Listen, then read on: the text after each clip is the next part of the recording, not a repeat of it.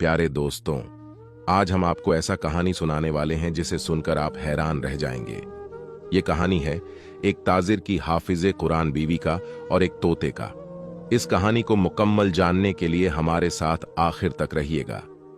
प्यारे दोस्तों, एक बस्ती में एक ताजिर रहता था। यह बता दे कि व्यापारी को उर्दू में ताजिर कहते हैं। वो ताजिर काम के सिलसिले में दूसरे शहर आया जाया करता रहता था। उसका नाम अहमद था। उसके पास एक तोता था जो कि बहुत ही खूबसूरत था। उस ताजिर ने उस तोते को बोलना भी सिखाया हुआ था। ताजिर के घर में एक अमरूद का दरख्त था। उस दरख्त के ऊपर तोता बैठकर जोर शोर से आवाजें लगाया करता कि अहमद के हाफिजे कुरान बीवी जानी है, अहमद के हाफिजे कुरान बीवी बदकार है, इसको पत्थर मारो, इसे यहां से निकाल दो। सुबह सुबह फज्र का वक्त था। लोग नमाज पढ़कर अपने कारोबार की तरफ जा रहे थे। उस अमरूद के दरख्त के ऊपर यह खूबसूरत सा तोता बैठा हुआ हमेशा खामोश रहता था। मगर जैसे ही उस दरख्त के पास से कोई गुजरने लगता तो यही अल्फाज बार बार दोहरा रहा था, अहमद की बीवी जानिया है, अहमद के हाफिजे कुरान बीवी बदकार है। जैसे ही एक शख्स ने बदकार अल्फाज सुना तो एकदम हैरान रह गया और रुक गया। वो उस तोते को देखने लगा जो कि बहुत ही खूबसूरत नजर आ रहा था। उस शख्स ने आगे बढ़कर उस तोते को पकड़ना चाहा, मगर वो तोता वहां से उड़कर बहुत दूर जाकर बैठ गया। फिर तोता यही अल्फाज बार बार दोहराने लगा कि अहमद की हाफिज कुरान बीवी बदकार है। अहमद की हाफिजे कुरान बीवी हर रात अपने आशिकों को बुलाकर जिना करती है, अपने आशिकों के साथ रंगरेलियां मनाती है।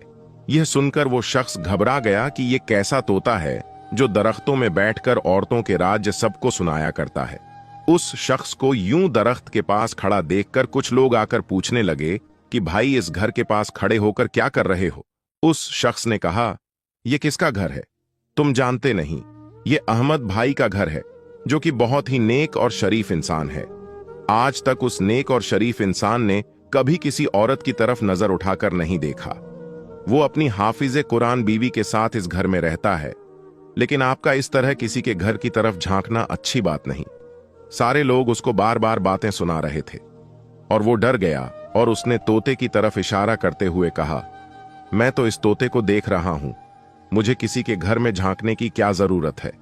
ये तोता ऐसे अल्फाज इस्तेमाल कर रहा है कि मुझे कहते हुए भी शर्म आती है। न जाने असल बात क्या है।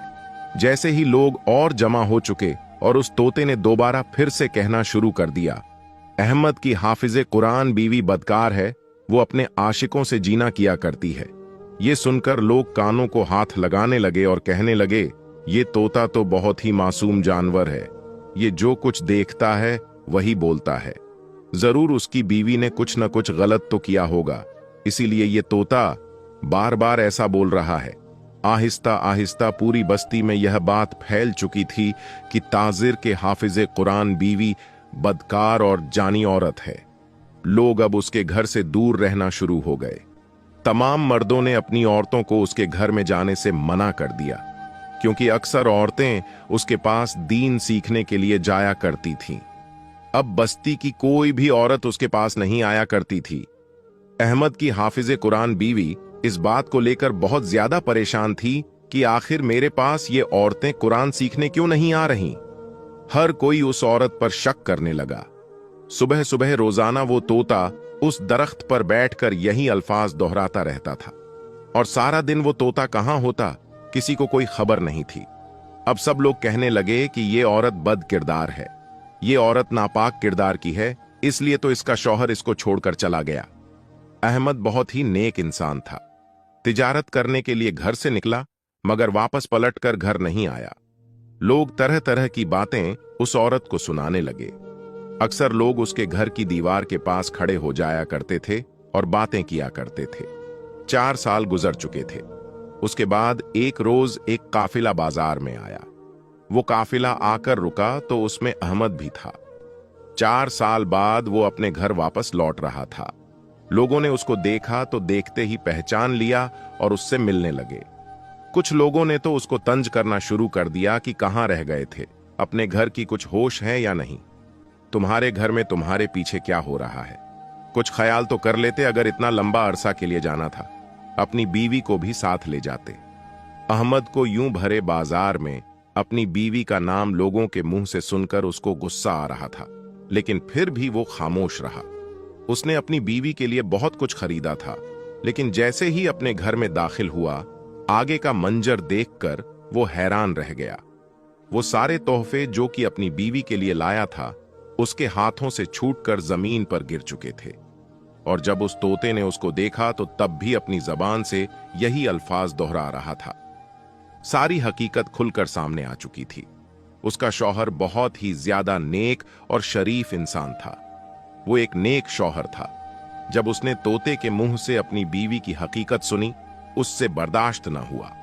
वो कहने लगा कि अब इसका फैसला तो मस्जिद के मौलवी साहब ही कर सकते हैं। तुमने मेरे साथ अच्छा नहीं किया। मैंने तुम पर बहुत एतबार किया था। मैं समझता था कि मेरी बीवी बहुत ही नेक और हाफिज कुरान है। मैं सोचता था मेरी बीवी अमानत में खयानत नहीं करेगी, लेकिन तुमने बता दिया कि तुम भरोसे के काबिल नहीं हो। अहमद चिल्लाते हुए घर से निकल चुका था। उसके शोर की आवाजें पूरा मोहल्ला सुन रहा था। उस बस्ती में एक बहुत ही नेक मौलवी साहब रहते थे, जो अल्लाह के नेक बंदे थे। जब भी किसी कोई परेशानी होती, बस्ती के लोग मौलवी साहब के पास आते और अपनी सारी परेशानियां उन्हीं को बताते थे।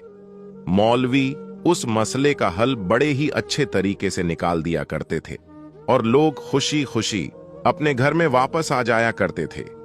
उनकी सारी परेशानियां खत्म हो जाती थीं। अहमद फौरन ही मौलवी साहब के घर चला गया। अहमद बहुत ज्यादा परेशान था। उसके साथ वो तोता भी मौजूद था। वहां मौलवी साहब के पास 2-3 लोग बैठे हुए थे। उस तोते को देखकर कहने लगे कि ये कैसा बदतमीज तोता है कि मालकिन के बारे में अजीब सी बातें करता है। मौलवी साहब उन लोगों की बातें सुनकर गले को निखारने लगे। उनको अपनी तरफ तवज्जो कर रहे थे।